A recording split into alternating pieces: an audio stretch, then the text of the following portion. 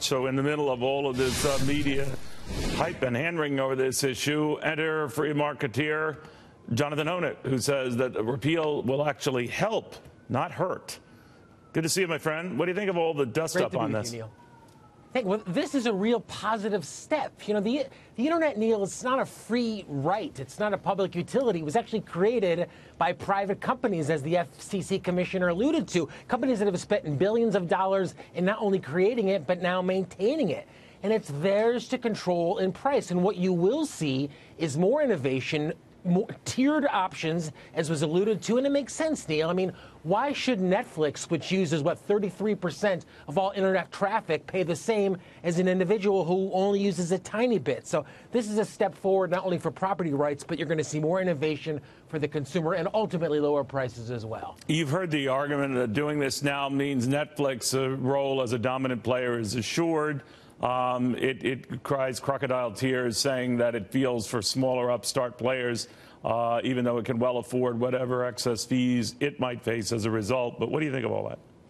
Well, I mean, it's always that sense, Neil. If we don't have government control, then monopolists are going to take advantage of anyone. I mean, just think of something like telephones. It's in AT&T's interest to allow you to call T-Mobile subscribers or Verizon subscribers. So it's in these companies' interests, these internet service providers, to have happy customers. So you won't see this type of... Now, I'm not surprised, I have to say, that Netflix is ogling for this type of regulation because, in fact, it prevents the competition, Neil. So if the FCC really wants to go whole hog here, they shouldn't just get rid of net neutrality, but get rid of all this regulation on telecom, on cell, on cable. Then you'll see some real competition and, again, lower prices across the board. You know, the big worry isn't so much what's going on now, I think, but kind of addressing your point, Jonathan, what could happen down the road if you treat the internet, let's say like you do your utility that provides your gas or electric. First of all, they're very, very different. And secondly, you do, by almost definition, take out a lot of the innovation or the zeal to expand and operate.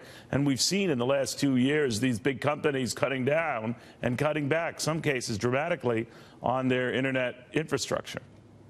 Yeah, I mean, you know, the real golden age of the internet came before so many of these regulations that, you know, were put up not just during the Obama years, but even some during the Bush years as well. So let's get back to that spirit of innovation. And, Neil, what the internet looks like 5 and 10 years ago, it's going to look completely different as it did to now, especially since we're seeing mergers now in the entertainment space. And the experience for the consumer, Neil, has gotten better. More choice, more options, lower cost. Getting rid of this regulation will continue that trend. You know, I'm thinking when it really got big and explosive, like in the late 1990s to around 2015, when they slapped these rules on. I mean, the internet was doing pretty well, you know?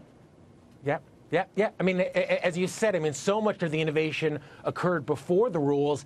And the thing, Neil, this is a real step forward because so often once we see regulations instituted, it's just impossible to ever get them removed. So what you will see, just as even as something as benign when Bill Clinton deregulated a lot of the investment banks, Neil, in the mid-1990s, you saw tremendous innovation. More recently with cannabis, that industry being deregulated, massive innovation. You'll see the same thing here with telecommunications and internet as well.